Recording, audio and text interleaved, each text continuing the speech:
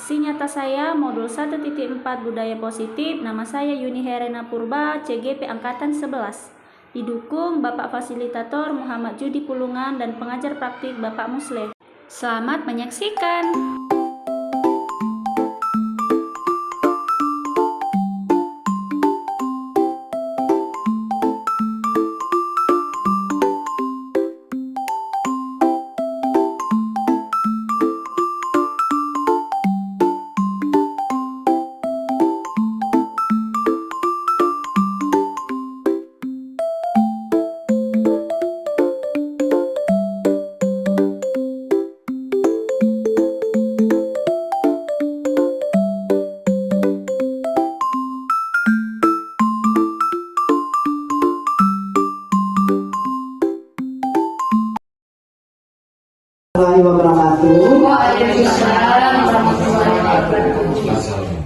Selamat siang Bapak Ibu semua. Pertama-tama kita ucapkan puji dan syukur kepada Tuhan Yang Maha Esa yang mana telah memberikan kita kesehatan untuk dapat berkumpul di ruangan ini. Saya selaku moderator akan membacakan kegiatan kita pada hari ini. 1. Pembukaan dari Ibu Kepala Sekolah. 2. Materi yang akan disampaikan oleh Ibu Yuni. 3. Yaitu sesi tanya jawab. Untuk mempersingkat waktu, marilah kita mulai acara yang pertama, yaitu pembukaan dari Ibu Kepala Sekolah. Kepada Ibu, kami persilakan.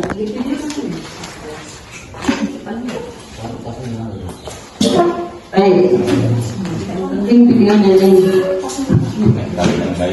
Assalamualaikum warahmatullahi wabarakatuh. Waalaikumsalam.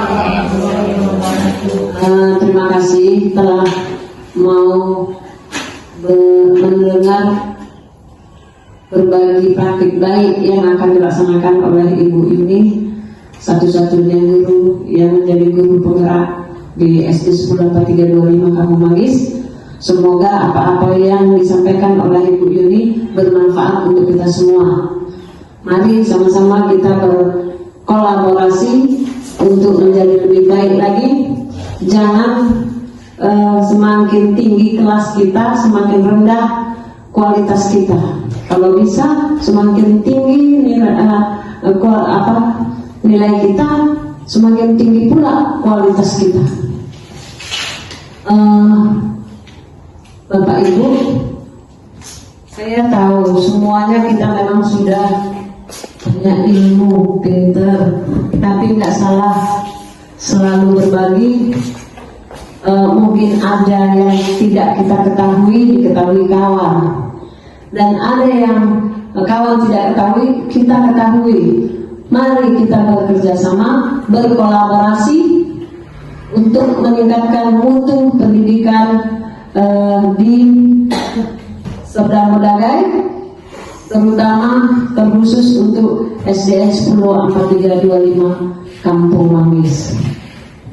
Jadi jangan semakin tinggi, semakin angkuh, semakin sombong, semakin tidak mau berbuat apapun karena merasa sudah kuat. Nah, yakinlah ketika jangan seperti pintu. Ilmu pintu itu seperti ini. Dari jauh kita tuju dia. Setelah dapat itu kita lewati dia, kita tinggal. Jangan gitu. Ya, saya yakin dan percaya guru di SD 104325 Kampung Manggis tidak seperti itu.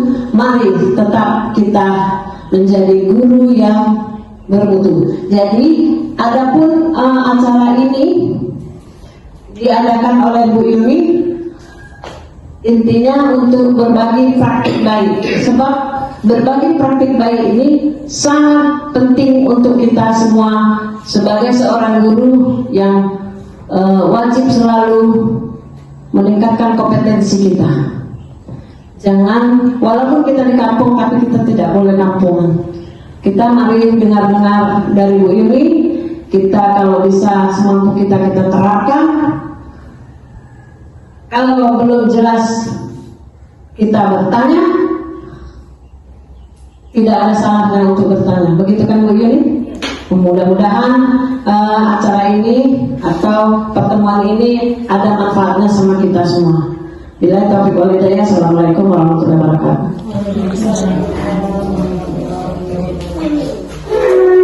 Terima kasih Ibu atas kata pembukanya. Acara selanjutnya yaitu materi yang akan disampaikan oleh Ibu kita, Ibu Yuni. Kepada Ibu kami persilakan. Baik, terima kasih kepada Ibu Moderator. Selamat datang Bapak Ibu guru hebat. Mari belajar bersama, berkolaborasi dan saling mendukung dalam menciptakan budaya positif di sekolah, terutama di sekolah kita di SD 104-325 Kampung Manggis. Baik, Bapak Ibu, di sini pertemuan kita yaitu diseminasi pemahaman dan pengalaman penerapan budaya positif yang dibawakan oleh saya sendiri, yaitu nama saya Yuni Herena Purba dari SD 104-325 Kampung Manggis, CGP Angkatan 11, Kabupaten Serdang Bedagai, Provinsi Sumatera Utara. Baik, Bapak Ibu, di sini saya didukung oleh dua bapak yang hebat, yaitu Bapak fasilitator saya, Bapak Muhammad Judi Pulungan. Bapak ini dari Padang Sidimpuan. Dia bekerja sebagai pengawas. Lalu yang kedua, Bapak pengajar praktik saya, yaitu Bapak Musle. Dia bekerja sebagai kepala sekolah di SD Melati, Perbaungan, Kabupaten Serdang Bedagai. Baik, Bapak Ibu, susunan acara diseminasi kita tadi sudah dibacakan oleh moderator kita. Terima kasih banyak kepada Ibu Moderator. Selanjutnya, sebelum kita memulai forum diskusi kita ini, setiap kegiatan pasti memiliki kesepakatan. Kesepakatan yang saya buat yaitu mengikuti diskusi dengan seksama. Apakah Bapak Ibu semua setuju? Setuju. Terima kasih. Lalu mengangkat tangan. Angkat tangan jika mau bertanya atau memberikan saran atau memberikan pendapat. Apakah Bapak Ibu setuju? Setuju. Baik, terima kasih banyak. Kesepakatan kita sudah disetujui. Kegiatan kita buka yaitu mulai dari modul budaya positif. Dalam modul budaya positif ini nanti saya memberikan materi 7 submateri. Yang pertama, perubahan paradigma belajar. Kedua, disiplin positif. Ketiga, motivasi perilaku manusia. Keempat, kebutuhan dasar. Kelima, posisi kontrol, restitusi. Keenam, keyakinan kelas. Dan terakhir itu segitiga restitusi. Bapak Ibu, sebelum kita memulai kegiatan kita ice breaking dulu ya. Kepada Bapak Ibu silakan berdiri, kita ice breaking supaya semangat.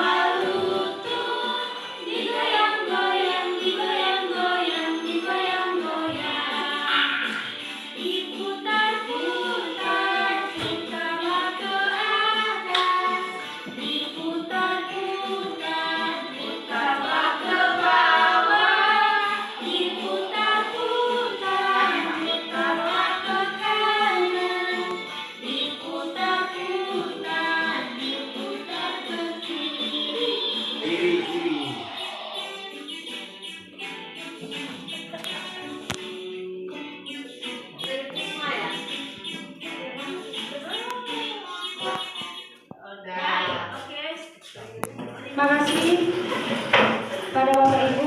Sebelum kita memasuki materi, ada baiknya kita berdoa. Saya yang akan membawakan doa. Sebelum mulai materi, kita berdoa menurut agama dan kepercayaan masing-masing. Berdoa dimulai.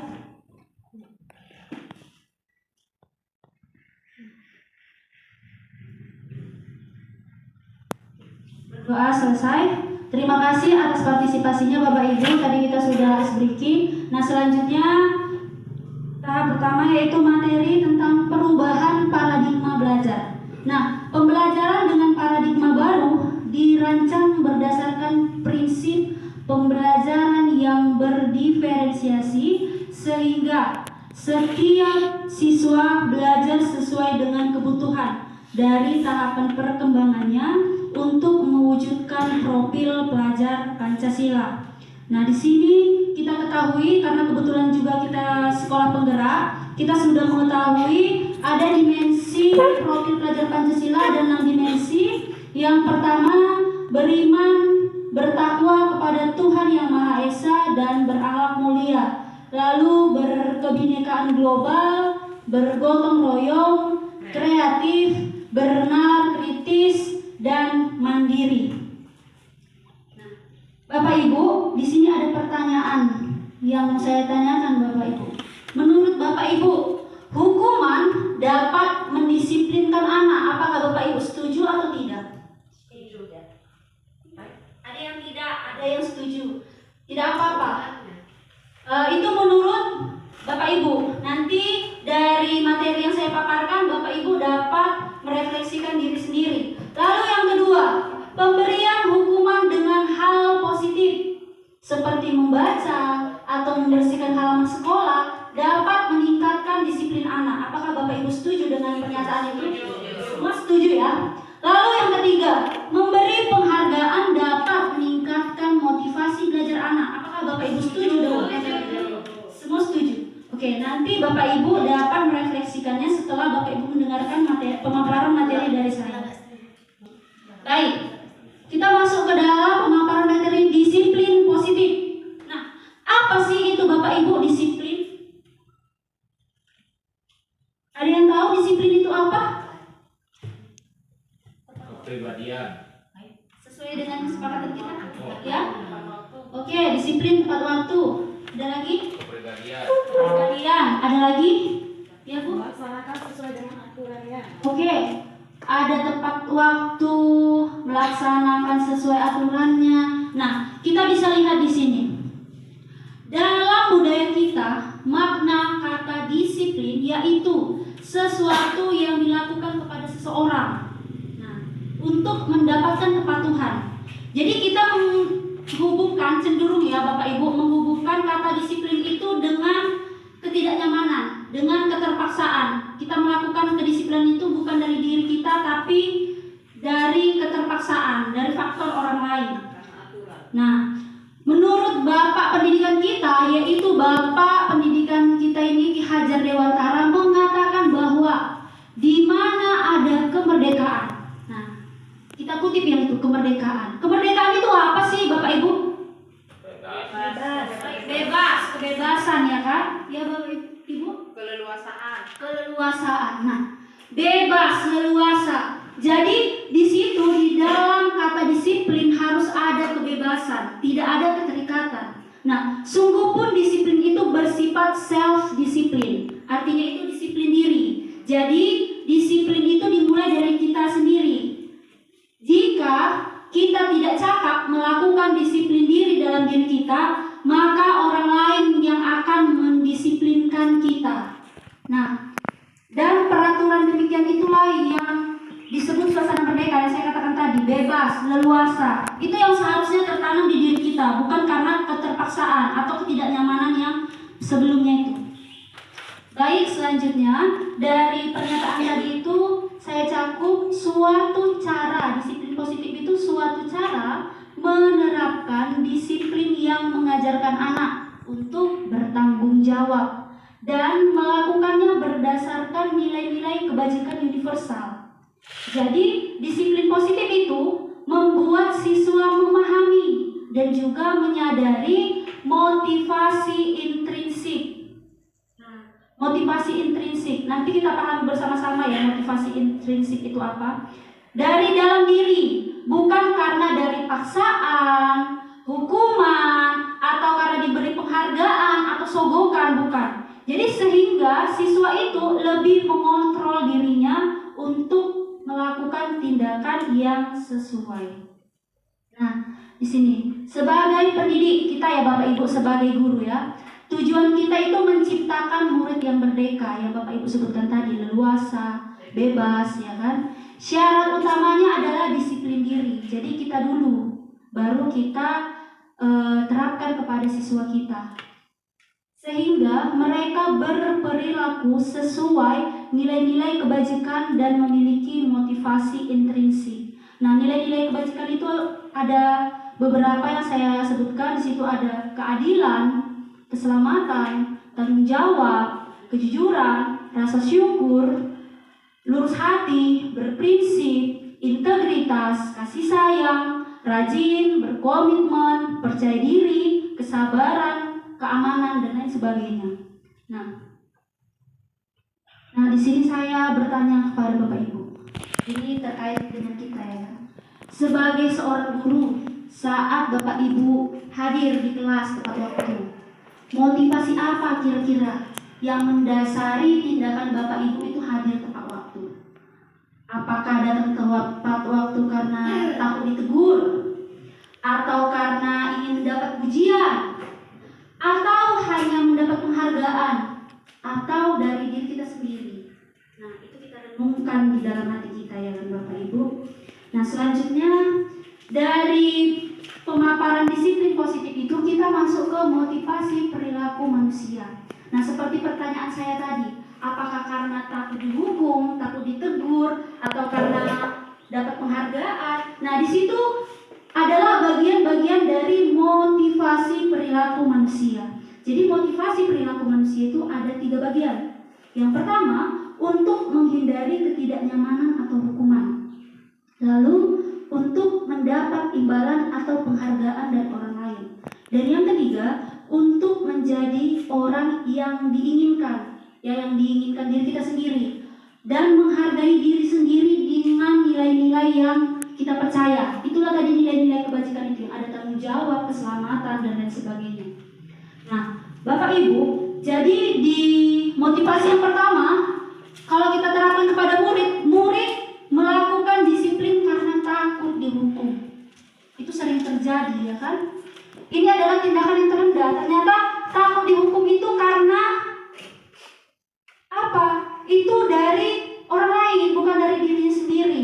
Nah, itu termasuk tindakan yang terendah dari motivasi perilaku. Yang kedua, murid melakukan disiplin karena menginginkan imbalan.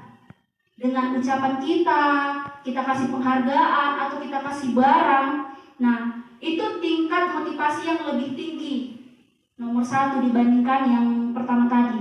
Lalu yang paling berkenan dan yang paling baik seharusnya apa? Yang ketiga, murid melakukan disiplin diri karena sadar akan nilai kebajikan yang tadi saya katakan itu adalah motivasi yang membuat seseorang itu memiliki nilai disiplin positif. Nah, di sini guru kita harus mampu memilah motivasi yang dimiliki murid untuk melihat perubahan. Jadi tadi yang motivasi yang pertama dan juga motivasi yang kedua itu adalah motivasi ekstrinsik, yaitu motivasi dari orang lain, dari luar. Ekstrinsik, jadi dari luar, bukan dari dirinya sendiri. Jadi supaya kita dapat mengembangkan motivasi intrinsik dari diri siswa, ya, kita di dalam pembelajaran harus menghindari memberikan hukuman atau memberikan penghargaan yang terlalu berlebihan. Bukan penghargaan yang kita berikan, tapi apresiasi. Jadi dengan kita melakukan kegiatan mengurangi motivasi eksternal, maka yang muncul, yang berkembang dari dalam diri anak itu adalah motivasi internal. Nah, ini ada konsep disiplin dengan identitas gagal. Ini ada hukuman, ada penghargaan seperti yang motivasi tadi ya. Hukuman itu menyakitkan, membuat kita tidak nyaman. Murid merasa takut. Jadi terkesannya memaksa murid kalau kita memberi hukuman. Lalu murid menjadi rendah diri. Di penghargaan tidak efektif, merusak hubungan, mematikan kreativitas, menghukum dengan sistem ranking, merampas hak menghargai diri.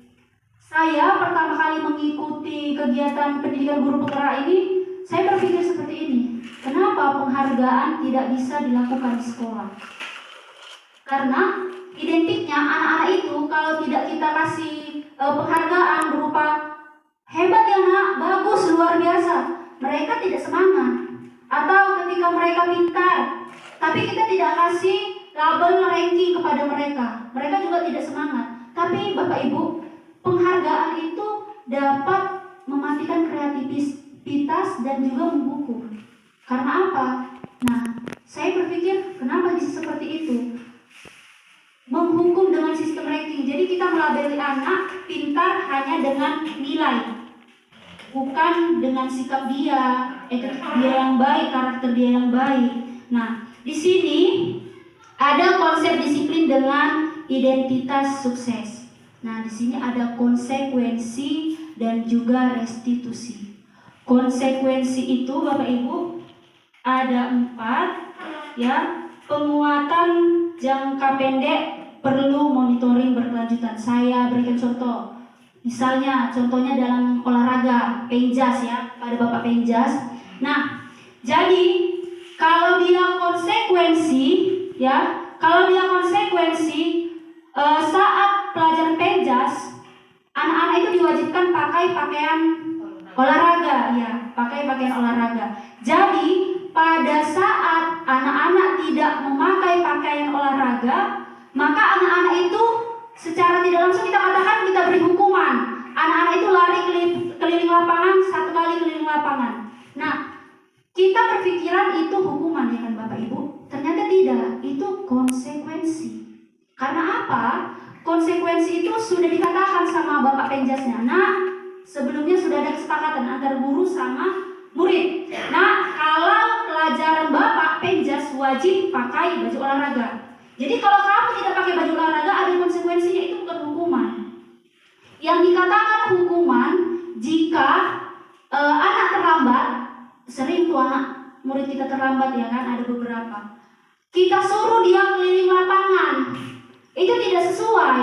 Karena keliling lapangan itu termasuk bagian dari olahraga. Atau kita cubit, itu tidak sesuai. Nah, yang sesuai itu apa? Itu termasuk hukuman. Konsekuensi itu ketika lari keliling lapangan itu termasuk konsekuensi karena sudah ada kesepakatan sebelumnya. Tapi kalau kita menghukum anak lari keliling lapangan karena dia terlambat, itu baru termasuk hukuman. Menjas anak itu, udah kamu lari keliling lapangan, kamu terlambat terus kamu. Nah, itu termasuk hukuman ya Bapak Ibu. Lalu restitusi itu seperti apa sih? Nah, restitusi ini dia kita panggil anak itu, tidak kita berikan hukuman, dia yang memberikan apa sih yang mau dilakukan dia akibat kesalahannya. Nah, kita berbicara 4 mata kepada anak. Oke, baik, selanjutnya. Nah, di sini ada kasus yang saya buat, siswa yang tidak mengerjakan PR. Nah, di sini kalau hukuman perbedaannya tadi, guru menghukum berdiri di depan kelas atau menulis di buku tulis. Nah, itu termasuk hukuman. Kalau konsekuensi, guru memberikan konsekuensi itu berupa mengerjakan PR saat jam istirahat. Itu konsekuensi. Kalau nulis, saya berjanji tidak mengerjakan PR sampai 100 kali. Itu kan nggak sesuai sama apa yang diminta. Nah, tapi kalau dia disuruh mengerjakan PR-nya pada saat jam istirahat, itu termasuk konsekuensi, bukan hukuman. Lalu yang paling baik itu adalah restitusi. Restitusi itu guru menanyakan, kan kita punya keyakinan kelas masing-masing ya kan Bapak Ibu. Jadi kita tanyakan sama anak itu, apa keyakinan kelas kita yang udah kita sepakati. Baru anak itu kita ajak untuk mencari solusi dari kesalahan yang dilakukannya. Baik. Nah, dalam hukuman penghargaan tadi itu berkaitanlah dengan kebutuhan dasar manusia. Kebutuhan dasar manusia itu segala sesuatu yang kita lakukan untuk mendapatkan apa yang kita inginkan. Jadi seluruh tindakan yang kita lakukan itu ada tujuannya. Kita tidak langsung menjudge anak. Kebutuhan dasar manusia itu ada 5.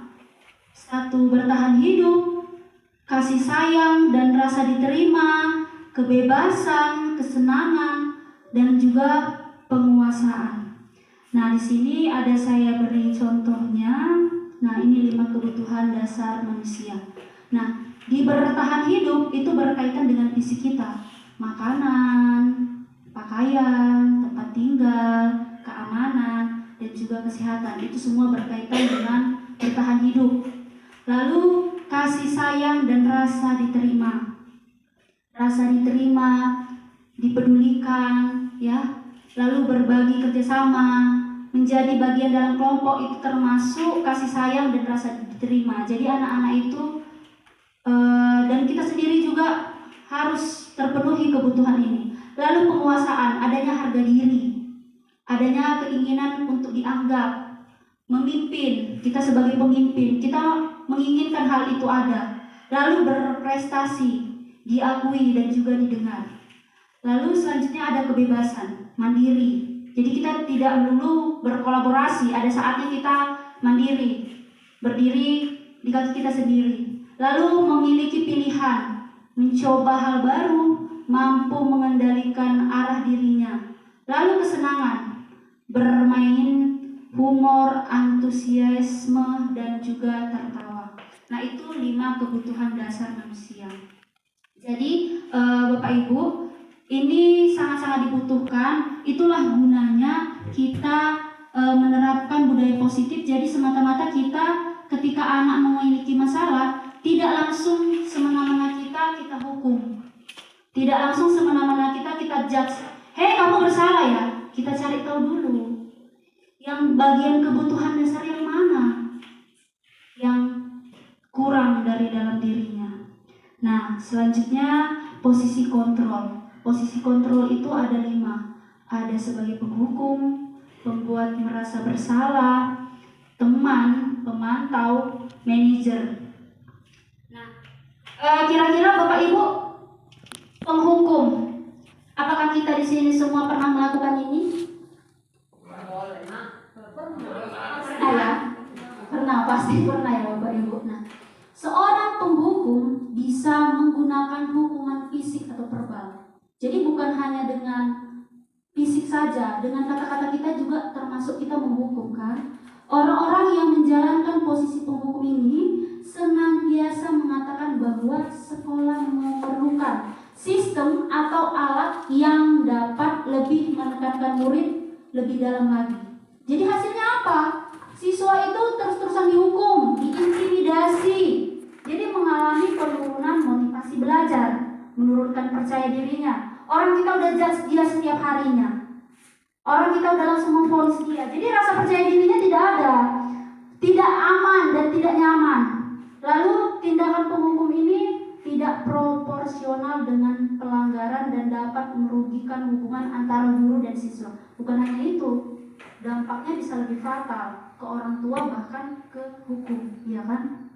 Nah, selanjutnya pembuat merasa bersalah. Nah, terkadang kita Bapak Ibu mengucapkan kata yang lembut kepada anak, tapi menyinggung, menyakiti perasaan anak. Tidak melulu dengan nada kita yang keras, nada kita yang lemah lembut pun, tapi kalau menyinggung perasaan anak itu sudah termasuk kita membuat merasa bersalah. Lalu teman, kita juga pernah kan melakukan ini sama anak-anak kita, terutama pada guru kelas rendah, ya kan? Kita sebagai guru terkadang berperan sebagai teman. Anak-anak itu datang, Bu, bukakan botol minum. Datang kayak di kelas 2 ya kan, Bu, nggak bisa loh ku ikat ke tali sepatu, ku ikatkan. Nah, posisi kita di situ sebagai teman kepada anak. Tapi Bapak Ibu, guru pada posisi ini memang tidak menyakiti murid, tapi ada hal positif dan juga negatifnya. Nah, hal positifnya itu murid akan merasa senang dan akrab dengan gurunya. Jadi guru itu nggak ditakuti seperti zaman dulu ya kan, pada pembelajaran sebelum-sebelumnya. Bahwasanya guru itu ditakuti, kalau lihat guru kita lari. Apa katanya, mencuru, sembunyi ya kan. Tapi sekarang anak-anak itu jadi akrab sama kita. Bahkan tidak jarang anak-anak itu yang udah tamat-tamat, oh Bu, katanya kayak gitu. Karena apa? Menganggap kita itu sebagai teman. Tapi ada sisi negatifnya. Guru identik tergantung pada murid. Kalau kelas rendah, kalau kita biasakan, kita buka botol minum anak, jadi mereka terus-terusan. Gak ada kemandirian dari dalam dirinya, ya kan? Lalu kalau kita ikatkan sepatunya terus-terusan, jadi pada saat kita nggak ada, sama siapa? Kalau di sekolah, dia mencari guru lain melakukan hal itu. Itu ada sisi positif dan juga negatifnya. Lalu selanjutnya pemantau. Nah, di sini jika kita posisi guru sebagai pemantau, seperti yang saya bilang tadi, berkaitan dengan konsekuensi. Di situ nada kita sebagai pemantau ini datar aja. Murid memahami konsekuensi. Jadi yang kita anggap selama ini menghukum, tapi jika sesuai dengan koridornya itu tidak menghukum ya Bapak Ibu, itu namanya konsekuensi. Murid memahami konsekuensi yang harus dijalankan karena telah melanggar salah satu peraturan sekolah. Guru tidak menunjukkan suatu emosi yang berlebihan, tidak memuncak, hei kau gini, enggak. Misalnya gini, sepatu, kalau anak pakai sepatu yang warnanya berbeda, kenapa sepatu yang berbeda? Nah, nggak tahu aturan sekolah, jangan seperti itu lagi ya. Baca ya peraturan sekolah, nah itu. Tapi kalau kita sebagai penghukum tadi, berbedanya dengan pemantau dan penghukum, kau ini nggak tahu peraturan sekolah ya, asal-asalan pakai sepatu. Nah itu penghukum ya Bapak Ibu. Nah, guru tidak menunjukkan emosi yang berlebihan, datar aja, menjadi ramah atau bisa jadi dia membuat merasa bersalah. Ya, selanjutnya yang paling terakhir itu manajer. Ini yang kita harapkan ada dari dalam diri kita sendiri. Posisi manajer ini di mana guru berbuat sesuatu bersama dengan murid, mempersilahkan murid untuk mempertanggungjawabkan perilakunya, mendukung murid agar dapat menemukan solusi atas permasalahan sendiri. Jadi kita sebagai seorang manajer, ya kita posisikan diri kita sebagai manajer, harus memiliki keterkaitan antara posisi kontrol teman sama pemantau tadi. Nah, ini gabungan teman sama pemantau itu. Jadi hasilnya apa? Pendekatan manajer ini lebih menekankan pada pengajaran bertanggung jawab, resolusi masalah, dan pengembangan keterampilan siswa dalam mengelola perilaku mereka, pengelola perilaku murid kita, dan menciptakan suasana yang lebih kolaboratif, bekerja sama, dan dapat membantu siswa belajar dari kesalahannya. Baik, ini ada kata-kata ya, 5 posisi kontrol. Kalau kita sebagai penghukum kalau datang terlambat, ini paling sering di semua sekolah ini selalu terjadi. Kalau kita penghukum, kamu ini selalu terlambat, pasti selalu terakhir datang. Pasti ya. Ada yang pernah mengalami? Saya pasti pernah mengalami semua ya kan. Lalu pembuat merasa bersalah. Kamu bagaimana ya? Kamu sudah janji dengan ibu tidak datang terlambat lagi. Kamu kenapa senang sekali mengecewakan ibu? Ibu kecewa sekali denganmu. Jadi dia merasa, aku udah membuat guruku sedih. Nah itu memang kata-katanya lembut yang seperti saya bilang tadi. Tapi secara tidak langsung kita membuat murid itu merasa bersalah. Lalu teman, pada posisi teman, ya udah, nggak apa-apa terlambat, lain kali jangan gitu ya nak. Udah duduk sana duduk. Nah kita mengayomi anak. Lalu pemantau, nah ini seperti yang saya bilang tadi, peraturannya apa? Apa yang telah kamu lakukan? Apa sanksinya? Nah datar aja. Tapi kalau kita sebagai manajer, apakah kamu tahu? Apakah kamu mengetahui kesalahanmu apa? Jadi bagaimana kamu akan memperbaiki kesalahanmu itu sebagai manajer. Kita tanya sama anak-anak itu. Jadi anak itu yang menemukan solusinya, bukan kita. Nah, baik Bapak Ibu, selanjutnya keyakinan kelas. Nah, saya mau tanya dulu sama Bapak Ibu. Kenapa keyakinan? Apa sih keyakinan itu? Ada yang tahu? Keyakinan itu apa sebenarnya?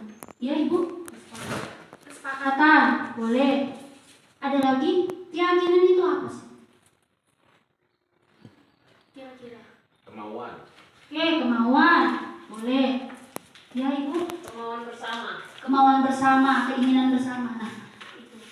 Jadi kenapa harus kesepakatan yang kita buat di kelas kita, kenapa nggak peraturan? Jadi peraturan itu apa? Apa peraturan? Tadi kesepakatan itu omongan bersama, ya kan? Kalau peraturan itu apa? Hal yang mengikat. Hal yang mengikat, ya benar. Jadi kalau di dalam kelas kita memakai keyakinan, bukan peraturan. Jadi keyakinan itu bebas, anak mengeluarkan pendapat, kita membimbing, lalu kita buat secara bersama-sama, berkolaborasi. Jadi kita sebagai guru tidak melulu sebagai pemimpin. Jadi kita semua ujung tombaknya dari apa yang kita putuskan. Kita harus bertanya sama anak-anak. Nah, kalau peraturan, Bapak Ibu, peraturan itu tanpa melibatkan siswa. Kita buat sama kepala sekolah, sama guru, atau yang sudah datang dari dinas. Nah, itu peraturan. Jadi itu tidak dapat kita terapkan kalau di kelas. Ya, Bapak Ibu. Nah, ini dia. Ini adalah bagian-bagian dari ya, bentuk-bentuk keyakinan kelas. Nah, di sini ini contoh keyakinan kelas yang saya buat di kelas saya sebelumnya. Sebelum kita membuat keyakinan kelas ini, Bapak Ibu, kita kasih tahu dulu keyakinan kelas itu apa. Apa itu keyakinan? Kenapa penting keyakinan itu? Lalu pertanyaannya apa, Bu, untuk ini? Pertanyaannya kita tanya seperti sama anak-anak. Kita mau kelas yang seperti apa sih? Bagaimana sih kelas yang kita inginkan? Nah, jadi dari pertanyaan-pertanyaan itu mereka buat sendiri. Kita bagi kertas berwarna atau namanya apa itu? Iya, benar Bu, stick note. Stick note. Itu kita bagikan sama anak-anak. Anak-anak harus menuliskan satu saja yang mereka inginkan di dalam kelas mereka. Lalu kita suruh mereka tempel.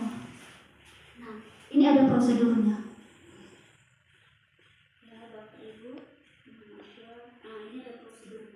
Nah, di sini ini ada prosedurnya, ada tahapan-tahapannya seperti yang saya utarakan tadi. Kita suruh mereka tempel di papan tulis, lalu kita bacakan. Kira-kira ini pendapat dari temannya setuju atau tidak? Kalau tidak setuju, kita kesampingkan dulu. Yang setuju kita buat sini. Lalu kita sepakati bersama. Sehingga kita menemukan keyakinan kelas. Nah, ini dia. Ini contoh keyakinan kelas. Yang saya ambil ini ya, saya kutip ya. Mengerjakan tugas dan piket dengan tanggung jawab. Jadi anak kalau sudah kita buat keyakinan, kita berikan juga konsekuensi. Kalau nggak kerjakan tugas, konsekuensinya apa? Kita tanya sama anak. Lalu kalau nggak piket dalam kelas, konsekuensinya apa? Tapi jangan kita suruh mereka lari keliling lapangan 10 kali. Mereka disuruh membersihkan kelas. Karena itu kesalahan mereka, itu yang harus dilakukan. Ya, baik Bapak Ibu, kita lanjut. Nah, di sini ada praktik segitiga restitusi. Nah, ini yang paling terakhir. Ini adalah pemecahan masalah yang membuat anak tidak merasa bersalah, menemukan sendiri solusi dari masalah yang dibuat. Jadi restitusi itu adalah proses menciptakan kondisi pada murid untuk memperbaiki kesalahan mereka sehingga mereka dapat kembali ke kelompoknya dengan karakter yang lebih kuat. Jadi anak itu nggak lemah seperti yang sekarang mental down. Anak masih SD, SMP sudah ada kasus bunuh diri dan sebagainya. Karena apa? Mental anak itu rendah karena tidak ada percaya diri. Mereka merasa tidak nyaman. Jatuhnya 3 kejahatan yang terjadi di sekolah ya kan, salah satunya bullying ya kan. Lalu restitusi itu bukan untuk menebus kesalahan, tetapi restitusi adalah sebuah tawaran. Jadi kita yang nawarkan sama murid, apa kira-kira yang mau kamu lakukan? Kita gali. Apa kira-kira yang mau dilakukannya? Jadi bukan paksaan. Restitusi itu fokus kepada solusi. Nah, di sini ada 3 tindakan praktik segitiga restitusi. Oke, baik Bapak Ibu.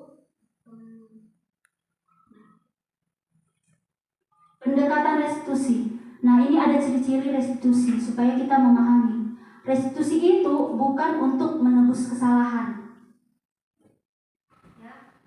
Restitusi juga dapat memperbaiki hubungan. Restitusi itu tawaran, bukan paksaan kita sama anak-anak. Jadi kamu maunya apa?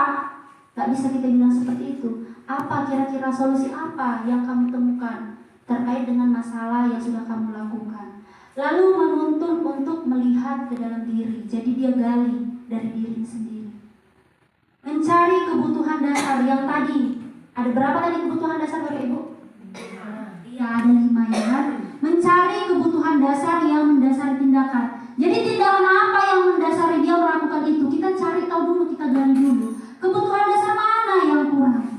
Lalu fokus pada karakter, bukan kepada tindakan. Jadi kita membuat restitusi ini bukan semata-mata ya udahlah kalau buat kesalahan ya udah tinggal tanggung jawab aja. Enggak. Tapi supaya anak-anak itu karakternya terbentuk.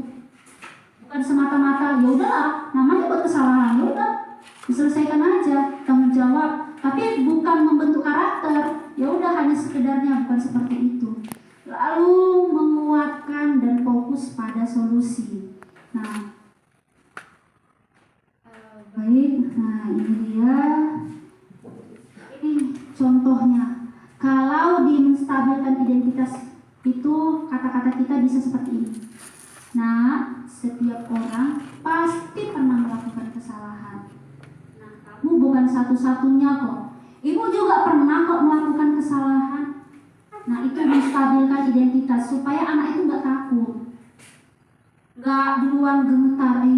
Aku dimarahi guruku ini enggak. Kita tanya dulu seperti gini.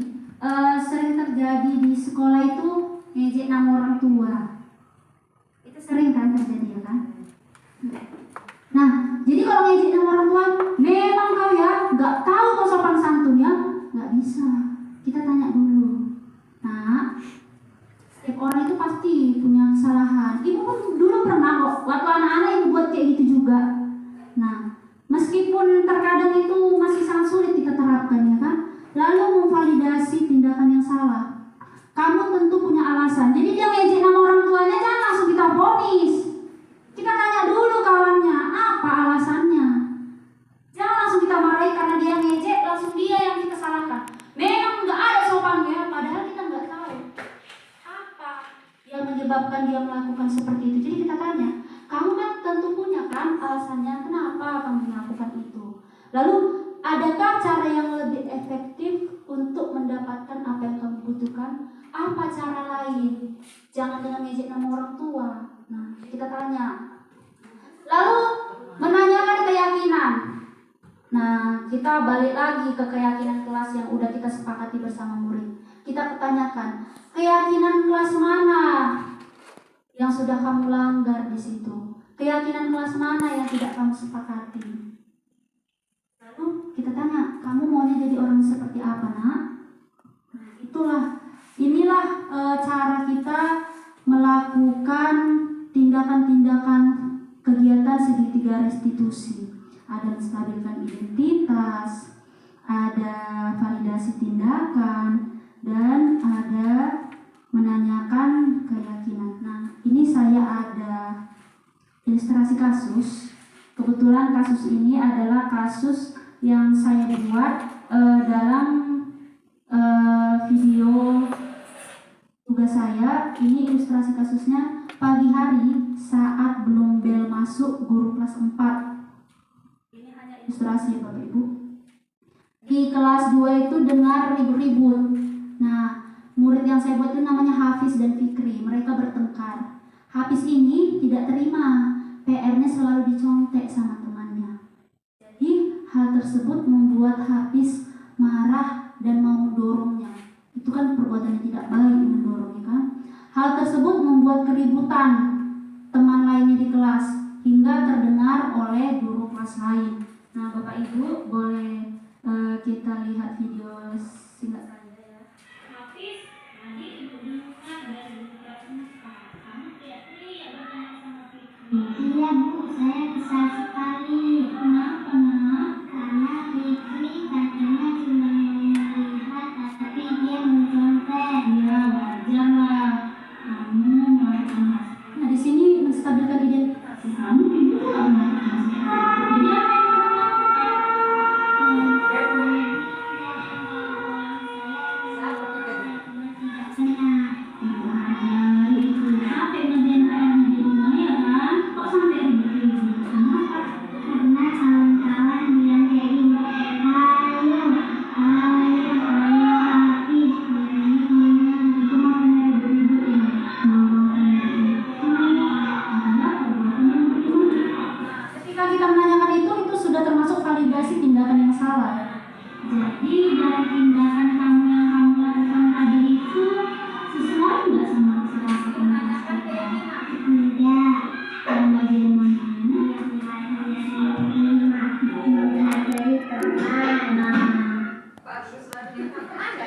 Di sini ya. Nah, jadi kita bisa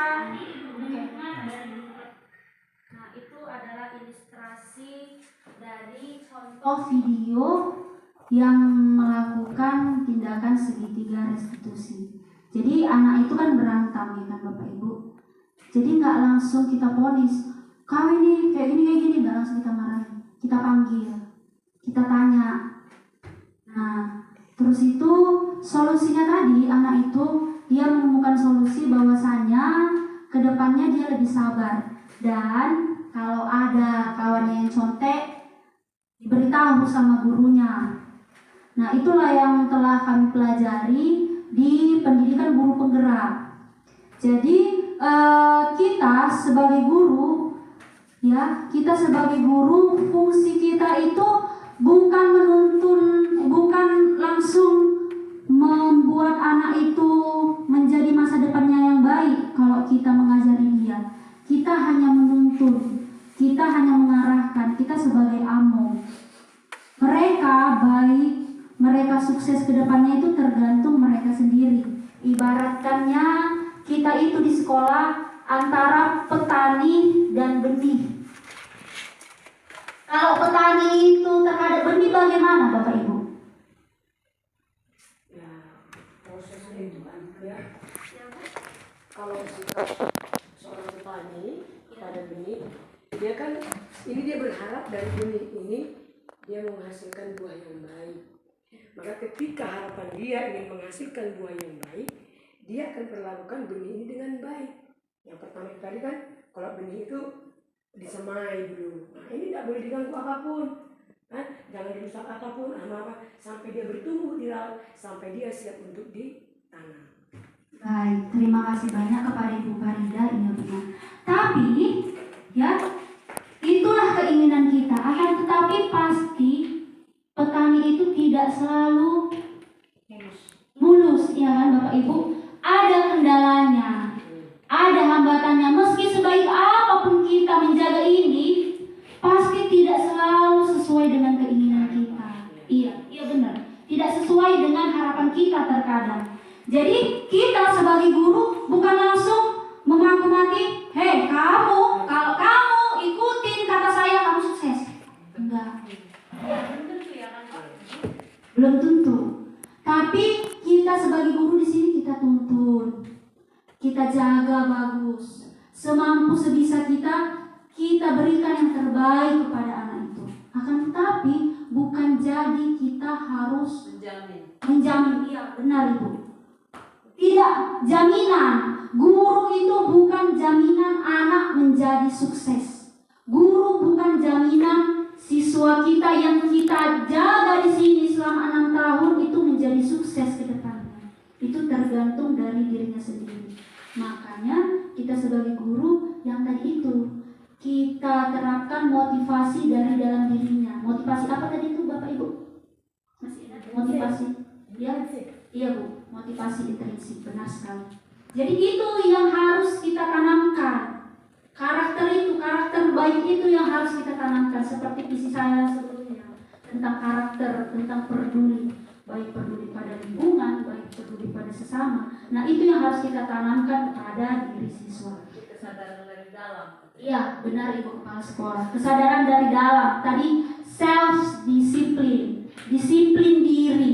Nah. Baik, terima kasih Bapak Ibu. Nah, seorang guru kita ya, seorang guru yang baik harus menerapkan dan memiliki kemampuan untuk mewujudkan penerapan budaya positif ini yang ada di sekolah kita ini. Lalu, budaya positif itu sendiri dapat tercipta dari yang tadi yang sudah saya jelaskan. Dari konsep disiplin positif yang ada berkaitan dengan nilai-nilai kebajikan, lalu motivasi perilaku manusia, lalu hukuman dan penghargaan, kebutuhan dasar, posisi kontrol yang dilakukan oleh seorang guru yang 5 tadi, lalu keyakinan kelas dan segitiga restitusi. Nah, baik Bapak Ibu, tadi masih ingat pertanyaan pemantik yang saya katakan? Kalau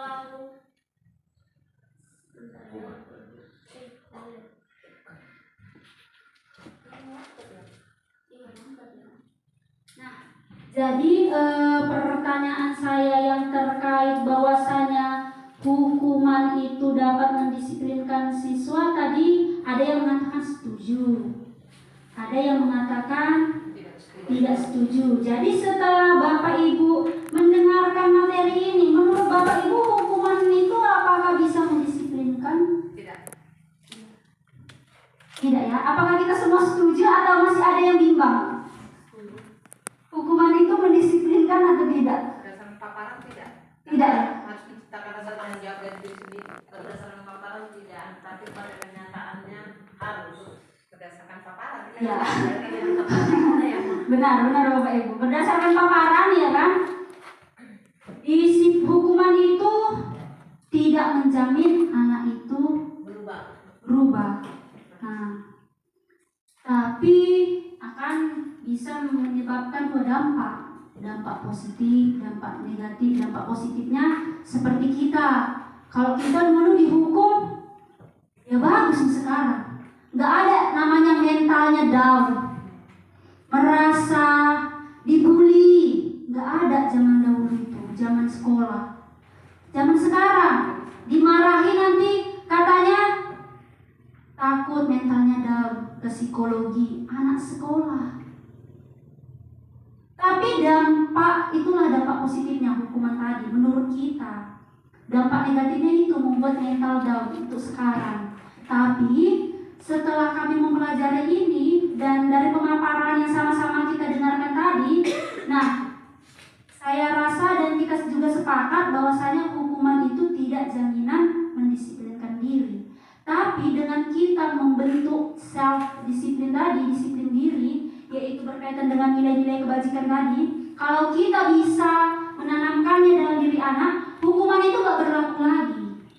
Nah, mereka sudah menganggap bahwasanya kalau disiplin itu hal yang mereka yakini. Iya benar Bu, rasa tanggung jawab. Baik, saya kembalikan kepada moderator. Terima kasih kepada Ibu Yuni atas materi yang telah disampaikan. Semoga materi tersebut bermanfaat untuk kami selanjutnya dan dapat kami terapkan. Ya, untuk berikutnya ada yang ingin bertanya, acara berikutnya itu tanya jawab. Silakan, ada yang ingin bertanya.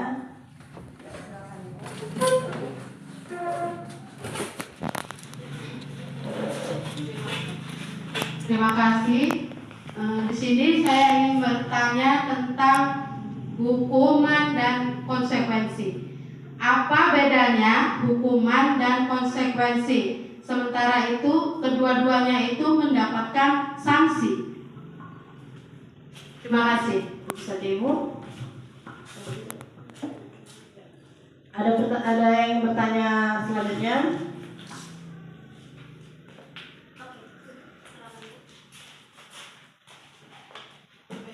Saya mau bertanya, saya di sini kan guru bidang studi ya kan Bu, bidang studi agama Islam. Apakah perlu membuat kesepakatan kelas? Jadi Bu yang mau saya tanya. Terima kasih. Terima kasih Ibu atas pertanyaannya. Ada lagi yang ingin bertanya? Berdiri. Ya, terima kasih Pak. Silakan. Berdiri loh. Di sekolah ini kan selalu terjadi anak-anak berantem. Jadi ini kan selalu kita kasih tindakan yang namanya tindakan itu hukuman. Jadi sekarang barusan saya dengar hukuman itu katanya sangat tidak diperbolehkan. Jadi apa kira-kira solusinya Bu, tanggapan Ibu tentang hal ini? Terima kasih. Terima kasih Bapak. Ada lagi yang ingin bertanya? Sudah, kita tutup acara pertanyaan ini dan akan dijawab oleh Ibu kita, Ibu Yuni. Kepada Ibu kami persilahkan. Baik, terima kasih kepada Ibu Puji. Tadi apa beda hukuman dengan konsekuensi? Sementara hukuman sama konsekuensi ada sanksi kan gitu. Nah, hukuman itu seperti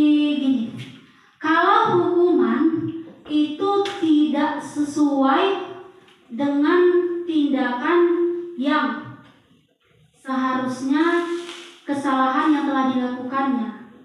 Nah, itu hukuman. Jadi hukuman ini tidak ada kesepakatan, tidak ada dulu kesepakatan antara guru sama murid. Langsung memvonis anak, seperti yang tadi saat anak terlambat. Saat anak terlambat itu, bagaimana solusinya? Kalau hukuman kita suruh dia keliling lapangan 10 kali, udah, pergi kau keluar, keliling lapangan kau 10 kali, terlambat aja kau terus. Tapi kalau konsekuensi, dia lebih kepada sikap tegas. Sebelumnya sudah kita katakan di kelas, anak-anak jika ada saat jam pelajaran ibu kamu terlambat, kamu akan menulis, kamu akan mencatat pelajaran yang sudah ketinggalan beberapa menit sebelum kamu masuk ke dalam kelas. Karena apa? Yang dirugikan dia itu kan waktu. Waktu yang dirugikannya itu menyebabkan apa? Menyebabkan dia tidak mengikuti pelajaran yang singkat itu. Jadi dia harus menulis, menyalin dari temannya. Jangan kita biarkan atau kita buat keliling lapangan, itu sudah termasuk hukuman. Bagaimana Ibu? Baik, terima kasih. Lalu selanjutnya Ibu Isma, guru bidang studi. Kenapa? Apakah guru bidang studi itu membuat kesepakatan kelas? Ya. Tapi nggak punya kelas. Semua kelas dimasuk, iya kan, ya Bu? Nah, bisa kita buat juga kesepakatan kelasnya. Tapi kita cakuplah secara keseluruhan. Guru bidang studi atau wali kelas itu semua wajib membuat kesepakatan kelas sehingga kelas itu berjalan dengan baik. Lalu yang terakhir dari Bapak Supianto, Bapak guru Penjas, ya kan Pak? Anak berantem, terkadang kita panik, ya kan? Ketika anak murid berantem, langsung kita spontan, kau aja, kita marahi, kita bentak-bentak, dan terkadang kita mengalihkan itu kepada guru Penjas, biar Bapak ini menangani seperti itu, ya kan? Nah, bagaimana solusinya seharusnya yang kita lakukan? Jangan kita marahi, kita letai dulu bagus, ya. Lalu kita panggil, kita tanya, dan jangan langsung dua-dua kita sandingkan mereka berantem ini. Yang ada makin panas, bukan menyelesaikan masalah, menambah masalah. Kenapa menambah masalah? Iyalah, anak dua-dua yang berantem ini kita gabungkan sini. Enggak, Bu, dia duluan, Bu. Enggak, dia duluan. Kita pun kalah, ya kan? Kita pun emosi. Memanglah kau. Kita bilang kayak gitu. Kita panggil satu-satu. Iya. Kita panggil satu-satu. Oh nak, apa yang menyebabkan kamu seperti ini? Lalu selanjutnya kita panggil. Dengan penerapan segitiga restitusi yang sudah saya contohkan tadi, pemaparan materi dari saya, Bapak Ibu. Kira-kira seperti itu. Bagaimana dengan Pak Yanto? Terima kasih. Terima kasih Pak. Terima kasih. Terima kasih Bapak Ibu. Saya kembalikan kepada moderator. Ya, terima kasih kepada Bapak Ibu yang sudah hadir. Demikian, semoga diseminasi ini dapat menginspirasi kita semua. Salam sehat dan bahagia, guru bergerak, Indonesia maju. Sekian acara kita hari ini. Saya sudahi dengan wabillahi taufiq wal hidayah. Assalamualaikum warahmatullahi wabarakatuh. Waalaikumsalam warahmatullahi wabarakatuh. Baik, terima kasih banyak kepada Bapak Ibu atas partisipasi. Perkenalkan, nama saya Nur Helmia Lubis. Saya guru kelas 6 di SD Negeri nomor 104.325 Kampung Manggis. Menurut saya, penjelasan tentang disiplin positif yang dilakukan oleh Bu Yuni tadi sangat menginspirasi saya dan menambah pengetahuan saya pentingnya keyakinan kelas dan restitusi serta penjelasan lainnya yang bagus dan mudah dimengerti. Saya juga lebih memahami setiap konsep disiplin positif yang bila kita aplikasikan di sekolah akan membuat sekolah menjadi lingkungan yang positif juga. Assalamualaikum warahmatullahi wabarakatuh. Perkenalkan, nama saya Kairisya. Saya kelas 2 SD. Saya senang karena ada keyakinan kelas yang dibuat oleh Bu Yuni. Dan itu penting karena kami jadi disiplin dan tanggung jawab. Terima kasih. Refleksi pada kegiatan diseminasi yang saya lakukan, saya tidak menampilkan video praktik baik, saya hanya menampilkan gambar dan juga bukti contoh keyakinan kelas milik saya. Saya juga tidak membuat simulasi tentang keyakinan kelas dan segitiga restitusi bersama dengan peserta yang mengikuti kegiatan diseminasi ini. Evaluasi untuk kegiatan selanjutnya, perbaikan yang akan saya lakukan adalah saya akan membuat simulasi kepada peserta jika di kegiatan selanjutnya memuat praktik baik agar peserta ikut bagian dan lebih paham, jadi saat penerapkannya di kelas masing-masing akan lebih maksimal. Terima kasih. Salam guru penggerak, tergerak, bergerak, dan menggerakkan.